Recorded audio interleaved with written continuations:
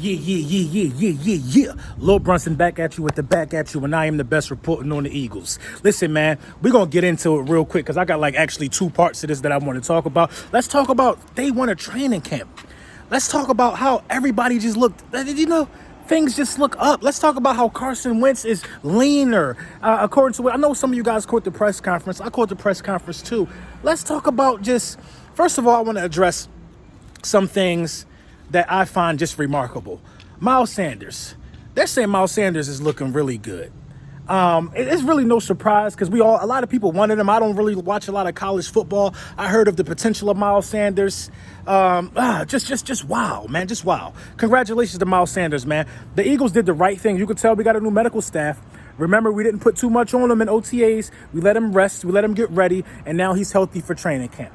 See what the power of changing the medical staff could do. So shout out to Miles Sanders. So it looks like that.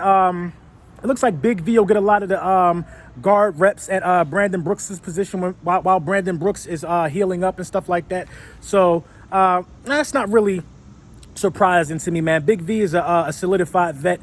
Big V helped us a lot in the Super Bowl.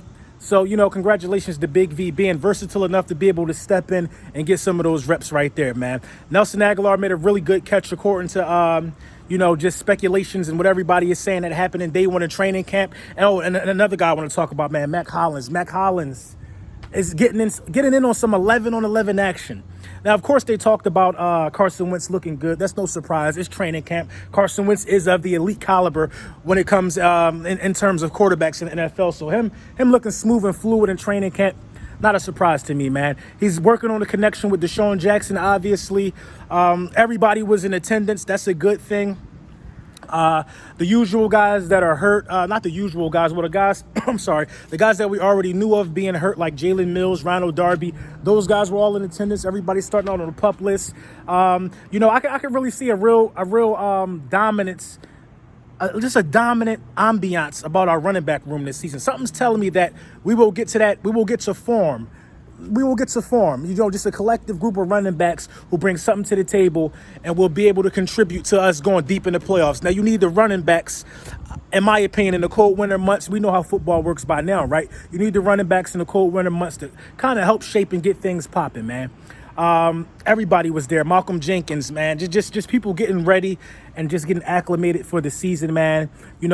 It's finally over. I'm hearing rumblings of this guy not going to be in Oxford, Zeke. So, I like to keep my eyes on everybody else's training camp. And, usually in a divisional race, the training camps with the least bit of distractions are the ones who carry positive energy going into the offseason. The Eagles don't have any distractions right now. And I want to contribute that, and I want to congratulate that to the coaching staff and Doug Peterson and those guys for limiting the eyes on training camp. Now, of course, media is going to be there. That's expected at the NovaCare complex, not too far from where these guys play at. So, of course, media is going to ride up there and stuff like that. But just the general public being there, you got to be somebody that they know, obviously, to get in the swing of things, man. I'm really happy for Miles Sanders, man. I can't say it enough. I just can't say it enough. So we're going to take a brief intermission, and I want to show you guys a really funny video of a 0-star recruit looking like a 0-star recruit, and then we'll get back to, the meat and potatoes of the video.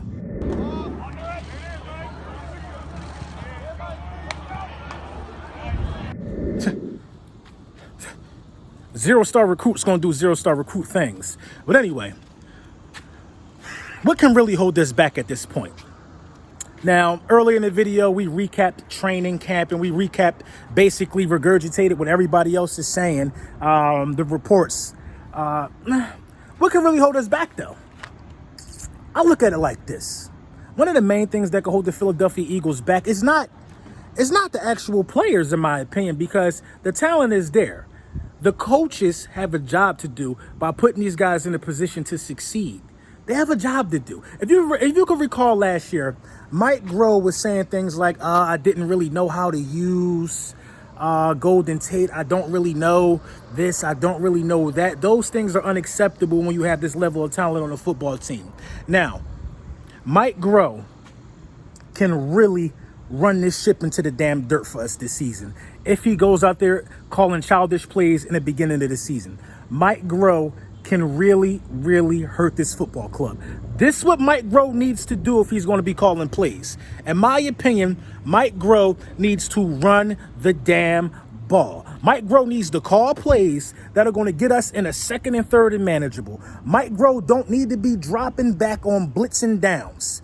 When a team look like that, when it's a blitzing scenario, when teams want to bring the heat, most likely on second down and stuff like that, Mike Groh needs to have his head in the game, knowing that if I get caught in a long developing play against a team that's blitzing, now mind you, Brandon Brooks probably won't be there for a large portion of the games, so Big V is going to probably be the target of a lot of blitzes and a lot of stunts, which we had trouble picking up some games last year.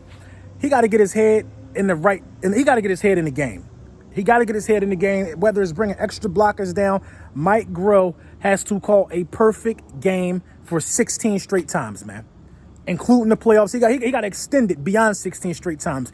Mike Groh got to call a perfect game. Now, if Mike Groh can somehow not be able to call a perfect game, Doug Peterson needs to step in as soon as possible.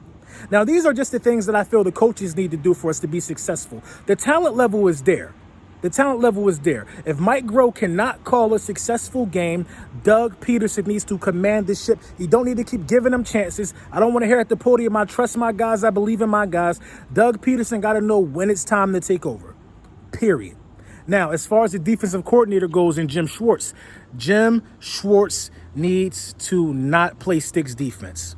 He needs to not play sticks defense. In my opinion, we lost at least 2 games when it comes to sticks defense. Now, Jim Schwartz really redeemed himself towards the end of the season because he showed his specialty, in my opinion, the ability to coach up young talent.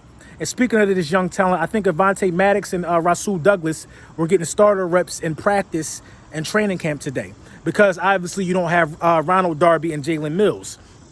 Now, the sticks defense got to go. If you're going to play sticks defense, just don't even do it. If you think about, listen, if it's a 4th and 15 and they need the 15 yards to extend the game, just play regular defense, man. Just play regular defense. Just may the best man win. I'd rather go out like that than a sticks defense where they throw under and run it and make us look stupid. Now, that's not even that. I feel like the special teams coach got a lot, and you know what? Sendejo got starting reps at safety alongside Malcolm Jenkins. So I think Sendejo could potentially be a lock to make this roster. Also, I believe that, I don't want to butcher this guy's name, the wide receiver, I think Micah Michelle. I'm sorry if I'm getting that right. They're saying that he is basically a lock for the 6th and final wide receiver spot on the roster as well. If you can remember, he had a really good connection with Carson Wentz in OTAs, and it's carried over in the training camp. They said he was making some really impressive catches today, and lo and behold, Sidney Jones was able to, make a really good play. The first interception of training camp, I think it came from Nate Sudfeld, actually to Sendejo. You know what I mean? So Sendejo was looking like he wants to be in the right place at the right time. Now, at the end of the day, I think the special teams coach also has some things to do, because if these guys can't make their positional spots, they're going to be special teams and rotational guys if somebody gets hurt in the rotation. They'll graduate from special teams and get playing time either on the offense or the defense. The special teams guy got a decision to make too. I think everybody has to be in sync in terms of coaching and everything, because if these coaches mess this up, it's just not on the players. That's the point I'm trying to make, because you can have a good team and the team can be poorly coached, or you can have a bad team and a great coach and go further in most cases. You know what I'm saying? Like there's a lot of examples of a good coach taking a mediocre team the distance. It's happened. Teams have been, the Patriots have been mediocre roster-wise for a few years now. They've had a couple core guys, but they have an excellent coach. They have guys that they can rotate and shuffle out every year, but the coach is excellent. That's just an example of that right there. Also, I believe that about the Chicago Bears. I think the Bears are a little overrated, but I think they're pretty well coached. Now, at the end of the day, it's on the players, it's on the coaches. Who's going to step up to the plate?